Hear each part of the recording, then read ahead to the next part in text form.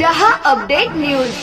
औट्राम घाटात जड वाहनावर कारवाई, उच्च न्यायालयाच्या आदेशाची अवहेलना केल्याप्रकरणी चालकावर गुन्हा दाखल।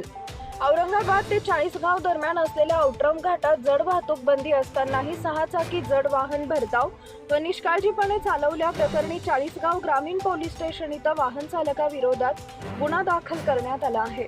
या प्रकरणी पोलीस हेड कॉन्स्टेबल संदीप ईश्वर पाटील, चाळीसगाव ग्रामीण पोलीस स्टेशन यांनी सरकारतर्फे फिर्याद दिली आहे।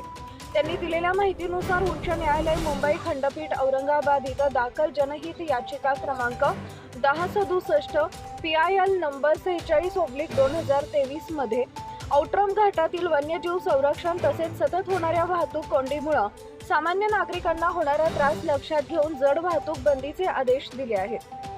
दिनांक 5 फेब्रुवारी 2025 रोजी रात्री 1:30 वाजता पोलीस उपनिरीक्षक नितीन पाटील यांच्यासह चालक सहाय्यक फौजदार अजय महाजन व police head constable Sandeep Patil हे शासकीय वाहनानं औट्राम घाटात गस्त घालत असताना जुनोने फाट्याच्या अलीकडे कन्नडकडून चाळीसगावच्या दिशेनं एक आयशर ट्रक MH18 BG 6232 भरधाव वेगात येताना आढळून आला।